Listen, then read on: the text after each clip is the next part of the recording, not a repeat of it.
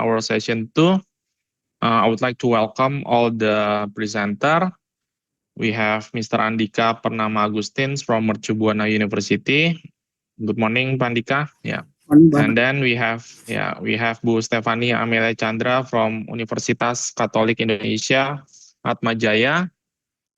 Okay, good morning, Miss Stefani. And Jasman, I don't think we have Pak Jasman yet. Okay, we have Pak Jasman from Sorry, Modern I was the Institute. one who replaced Pak Jasman. Oh, okay. So, Miss Asya, Yeah.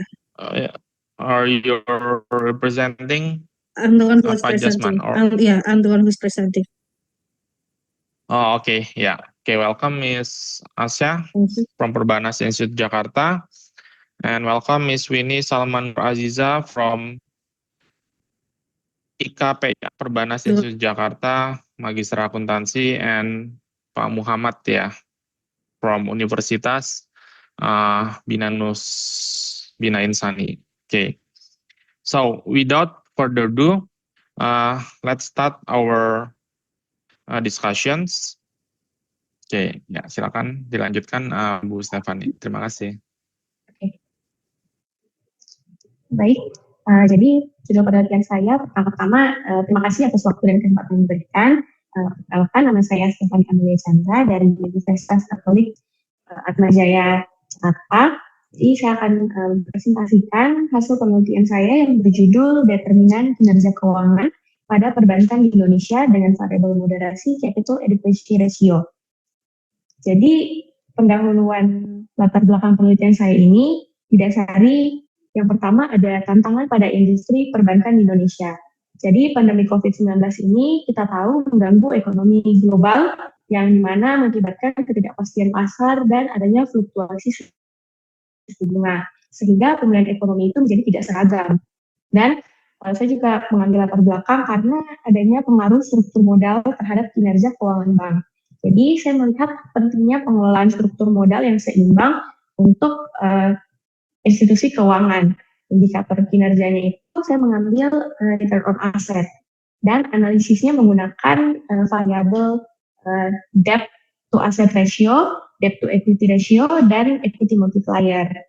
Dan selanjutnya pendahuluan itu karena peran capital adequacy ratio ini atau variabel CAR sebagai variabel moderasinya. Jadi untuk menjaga stabilitas bank dalam kondisi fluktuasi ekonomi diperlukan peran CAR ini. Jadi perlindungan terhadap risiko yang ditimbulkan oleh penggunaan leverage dari institusi bank tersebut. Adapun rumusan masalah yang saya ambil dalam penelitian ini itu ada 6 poin yang dimana apakah debt to asset ratio atau variabel pertama itu berpengaruh terhadap kinerja keuangan yang dirumuskan oleh ROA. Yang kedua itu apakah debt to equity ratio-nya juga berpengaruh terhadap kinerja keuangan. Dan yang ketiga itu equity multiplier-nya apakah berpengaruh juga terhadap kinerja keuangan. Dan apakah capital adequacy ratio-nya atau variabel CAR ini memoderasi pengaruh dari debt to asset ratio terhadap ROA. Begitu juga dengan pengaruhnya terhadap dua variabel lainnya yaitu variabel DER dan equity multiplier. Setelah mengambil rumusan masalah tersebut, adapun tujuan penelitian yang saya lakukan itu yang pertama menganalisis dan menguji pengaruh debt to asset ratio terhadap kinerja keuangan, menganalisis dan menguji pengaruh debt to equity ratio tersebut terhadap kinerja keuangan, dan menganalisis serta menguji pengaruh equity multiplier terhadap kinerja keuangan, dan menguji apakah variabel moderasi atau capital adequacy ratio-nya ini memoderasi pengaruh antara tiga variabel independen yang saya gunakan yaitu DER, dan equity multiplier terhadap kinerja keuangan. Di sini saya menggunakan beberapa teori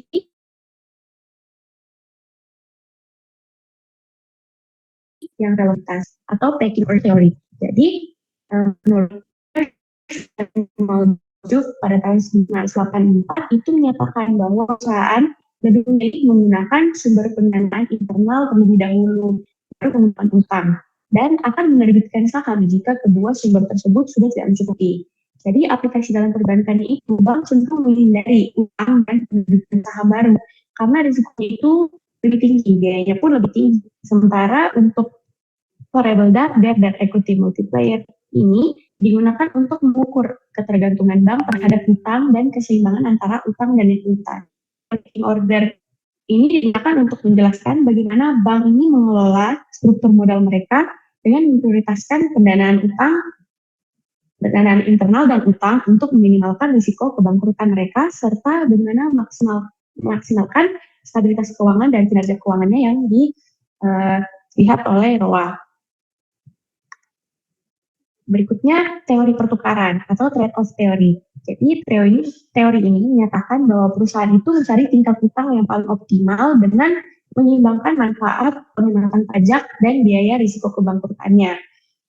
Aplikasinya dalam perbankan itu, utang memberikan manfaat penghematan pajak melalui bunga utang yang bisa menjadi pengurang, namun beresiko menambah biaya kebangkrutan jika utangnya terlalu tinggi. Teori ini penting dalam penelitian ini karena membantu menjelaskan bagaimana bank itu bisa mengelola debt to asset ratio-nya untuk memaksimalkan penghematan pajak sambil mengendalikan risiko kebangkrutan yang bisa mempengaruhi kinerja keuangannya dengan capital adequacy ratio-nya berfungsi sebagai motivasi. Dan teori ketiga itu ada teori bantuan permodalan atau capital buffer theory. Jadi teori ini menekankan pentingnya cadangan modal yang cukup bagi bank untuk mengatasi fluktuasi ekonomi dan risiko sistemik dengan tujuan untuk mempertahankan stabilitas keuangan bank dalam jangka panjang. Jadi di atas persyaratan minimum yang ditetapkan oleh regulator. Aplikasinya dalam perbankan itu, teori ini sangat relevan dengan penelitian ini karena dalam konteks bank yang terdaftar di Bursa Efek Indonesia sendiri penting untuk mengetahui bagaimana bank itu mengelola risiko utang melalui CAR untuk memastikan kelangsungan operasi mereka dan kinerja keuangan mereka tetap stabil. Teori ini membantu menganalisis pengaruh DAR dan EM terhadap ROA, serta peran capital adequacy ratio dalam memoderasi dampak negatif utang berlebihan, mengurangi risiko kebangkrutan, dan mempertahankan penghematan pajak untuk meningkatkan kinerja keuangan bank. Adapun hipotesis penelitian yang saya rangkumkan dalam penelitian ini, itu ada 6 hipotesis. Hipotesis pertama, debt to asset ratio berpengaruh terhadap ROA. Yang kedua, debt to equity ratio berpengaruh terhadap ROA. Ketiga, equity multiplier. Dan hipotesis 4 hingga 6 itu bagaimana capital adequacy ratio memoderasi pengaruh debt to asset ratio, debt to equity ratio, dan equity multiplier terhadap return on asset. Kerangka model penelitian saya seperti digambar, dan metode pengukuran yang saya gunakan di sini itu 3 variabel independen, yaitu debt to asset ratio, debt to equity ratio, equity multiplier, ROA, dan rumus dari capital adequacy ratio tersebut. Metode pengumpulan data yang saya gunakan dalam penelitian ini, sumber datanya adalah sekunder. Jenis datanya kuantitatif, berasal dari laporan keuangan tahunan yang bersumber dari website IDX, dan populasi perusahaan ini saya gunakan perusahaan perbankan konvensional yang tercatat di Bursa Efek Indonesia periode 2020 hingga 2024. Sampelnya pengambilannya menggunakan Purposive Sampling Method dengan pengambilan beberapa kriteria, yang dimana kriterianya itu ada 5. Yang pertama, perusahaan perbankan konvensional terdaftar di BI pada periode 2020 hingga 2024, bank yang mempublikasikan laporan tahunannya lengkap dengan rentang periode tahun tersebut, bank dengan laporan tahunan lengkap yang mencakup variabel yang digunakan dalam penelitian ini, bank yang mencantumkan laporan keuangan dalam mata uang rupiah, dan periode laporan keuangan berada pada 31 Desember. Metode analisis data yang saya gunakan dalam penelitian ini itu ada analisis deskriptif. Ini digunakan untuk memberikan gambaran umum tentang data yang kita kumpulkan. Yang berikutnya uji regresi moderasi dan uji asumsi klasik yang terdiri dari 4 pengujian, yaitu uji normalitas, multi-call, uji heteroskedastisitas, dan uji autokorelasi. Perusahaan perbankan konvensional yang dimana menurut kriteria sampel saya itu tidak ada bank yang tidak mempublikasikan laporan tahunan lengkap, tidak ada bank yang tidak menyajikan variabel yang digunakan dalam penelitian ini, namun ada bank yang tidak mencantumkan laporan keuangan dalam mata uang rupiah, lalu ada jumlah perusahaan yang diteliti menjadi 42 perusahaan, yang dimana jumlah data yang saya teliti 5 tahun, sehingga totalnya 210 sampel, dengan jumlah data outlier ada 22 data, sehingga jumlah sampel yang diteliti itu hanya 188. Berikut adalah hasil uji yang telah saya lakukan dalam penelitian ini.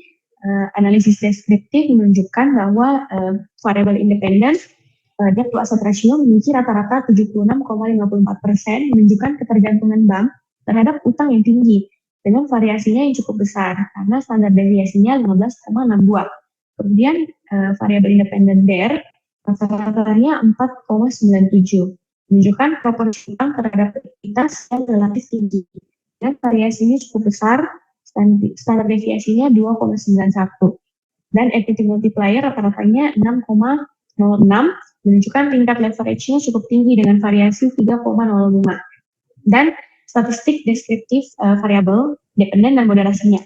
Untuk ROA memiliki rata-rata 1,39%, menunjukkan variasi kinerja keuangan bank dengan standar deviasi 1,32. Untuk CAR rata-ratanya 38,51, menunjukkan kecukupan modal yang cukup dengan variasi besar, standar deviasi 33,49, yang berfungsi untuk menahan risiko terkait penggunaan utang. Dan adapun uji asumsi klasifnya, Bu Stefani, mohon maaf, ya. Bu Stefani, mohon maaf, jadi, apakah boleh langsung ke interpretasi ya, karena waktunya sudah habis untuk presentasi sebentar, tapi boleh langsung ke interpretasi aja ya. Thank you. Oke, baik. Oke, jadi untuk interpretasinya kita skip di sini. Untuk hasil uji regresi moderasinya itu menunjukkan kalau DAR itu berpengaruh signifikan terhadap ROA, dan CAR-nya berperan sebagai variabel moderasi yang mempengaruhi hubungan antara struktur modal dan kinerja keuangan bank. Dan juga untuk uji hipotesisnya itu menunjukkan pengaruh DAR terhadap ROA, yang dimana hipotesis pertama diterima dan DAR berpengaruh signifikan terhadap ROA. Untuk DAR-nya tidak berpengaruh signifikan terhadap ROA, equity multiplier-nya berpengaruh signifikan, dan pengaruh moderasi CAR-nya sendiri itu moderasi pengaruh DAR terhadap ROA, namun tidak moderasi pengaruh DAR terhadap ROA dan equity multiplier terhadap ROA secara signifikan. Dan ini menyatakan bahwa debt to asset ratio atau 3 variabel independennya itu hanya DAR yang berpengaruh signifikan terhadap ROA. Bank yang lebih bergantung pada utang relatif terhadap aset cenderung memiliki pengembalian aset yang lebih tinggi, meskipun dengan risiko yang harus dikelola dengan hati-hati. Di sini interaksi antara variabel independen dengan variabel moderasi ini hanya interaksi antara DAR dan CAR yang berperan sebagai moderasi. Ya, ini signifikan dalam hubungan antara variabel independen dan dependennya. Jadi ketika modal yang cukup itu ada, pengaruh utang terhadap kinerja keuangan itu menjadi lebih positif. Dan juga untuk uji kelayakan modalnya, nilai signifikansinya itu H1-nya diterima, H0 ditolak. Sehingga ada satu variabel independen yang berpengaruh terhadap ROA, yaitu variabel DAR. Baik, untuk kesimpulan dari presentasi saya mungkin sudah terjelaskan dari penjelasan saya sebelumnya, bahwa pengaruh DAR itu terhadap ROA menunjukkan ada pengaruh signifikan, sehingga semakin tinggi ketergantungan bank pada utang, semakin rendah profitabilitas yang dihasilkan dari aset yang dimiliki bank tersebut. Dan untuk moderasi variabel CAR ini, itu terbukti moderasi hubungan antara DAR dan ROA secara signifikan, yang berarti bahwa kecukupan modal yang tinggi dapat mengurangi dampak negatif dari utang terhadap kinerja keuangan bank tersebut. Adapun keterbatasan penelitian dari penelitian saya ini, yang dimana penelitian ini memiliki keterbatasan karena menggunakan nilai R-square yang rendah, yaitu 0,131, yang berarti hanya menjelaskan sebagian kecil dari variasi profitabilitas bank, sehingga banyak faktor lain yang belum teridentifikasi dan dapat mempengaruhi kinerja keuangan bank yang tidak termasuk dalam modal.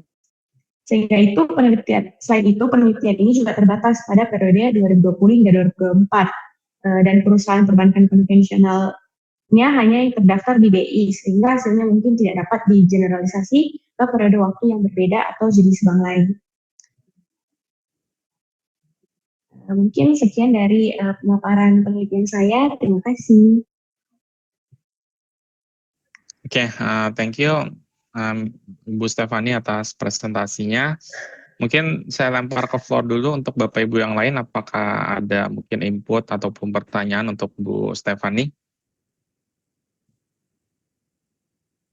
Oke, mungkin sembari menunggu kita coba diskusi dulu ya Bu Stefani ya. Papernya sudah sangat baik ya Bu Stefani ya.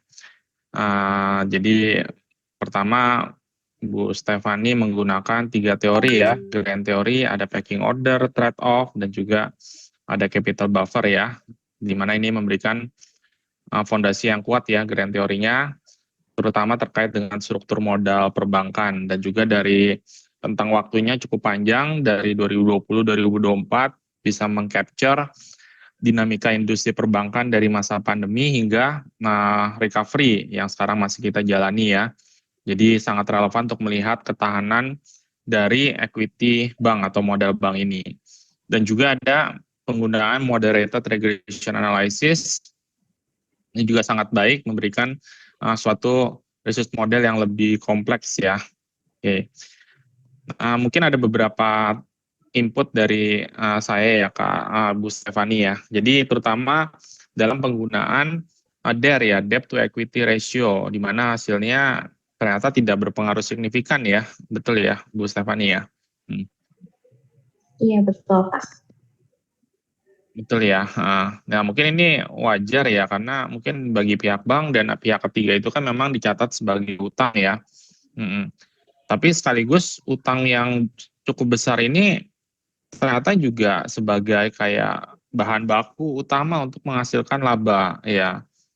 Jadi mungkin nanti ya seperti mungkin Pak Andika, mungkin ada semacam kayak robustness check gitu ya. Jadi kita coba bermain di mana variabelnya itu kita ganti proksi pengukurannya, karena DER konvensional ini ya tadi mungkin kurang relevan, karena itu kan ditampung ya dana dari nasabah, dana antar bank. Jadi mungkin nanti DER-nya ini bisa dibedah lagi ya antara utang dana pihak ketiga yaitu dari customer, atau dipisahkan dengan utang antar bank sendiri yang memang wajar ya antar bank itu saling utang mengutang, untuk bisa melihat mana sih yang lebih relevan dalam menekan profitabilitas ya. Jadi kalau dari itu kan yang Bu Stefani sekarang gunakan udah gabungan ya dari semuanya, betul ya Bu? Iya. Ya, nanti mungkin bisa dibedah antara dana pihak ketiga dan juga utang antar bank. Oke. Kemudian untuk capital adequacy ratio-nya terbukti ya, dia bisa memoderasi antara DAR dan juga ROA.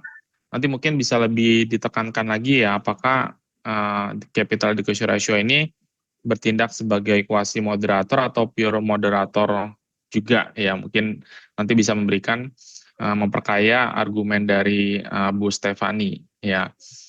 Nah, karena CAR adalah variabel yang diatur ketat ya oleh regulator, dalam hal ini OJK, mungkin nanti ketika diinterpretasi Bu Stefani bisa menambahkan terkait dengan kebijakan KPMM ya, kewajiban penyediaan modal minimum. Nanti dilihat apakah bank-bank yang dalam sampel ini modalnya itu jauh di atas batas minimum atau agak mepet dengan regulasi. Ya, dimana mungkin ya hal ini bisa menambah argumen kenapa CAR-nya ini tidak berpengaruh langsung secara signifikan. Ya, namun ketika diinikan sebagai moderasi, dia cukup krusial ya. Dan terakhir mungkin karakteristik bank ya. Kalau dalam hal ini kan karakteristik bank besar ya, kalau dia masuk ke KBMI 4 itu mungkin sangat berbeda dengan bank kecil ya, terutama dalam hal efisiensi dan juga struktur modal. Jadi mungkin kalau ada analisis tambahan per kelompok bank, mungkin di penelitian selanjutnya ya Bu Stefani, ini juga bisa memperkaya dari hasil penelitiannya ya. Mungkin itu sih dari saya ya, Bu Stefani ya, karena waktunya juga cukup terbatas. Oke, terima kasih Bu Stefani atas presentasinya, sangat baik sekali. Berarti kita bisa close dulu ya untuk sesi Bu Stefani. Nanti mungkin mohon ditunggu ya Bu Stefani ya, karena nanti kita mungkin akan mengambil gambar di akhir kegiatan ketika semua presenter sudah mempresentasikan. Terima kasih Bu Stefani.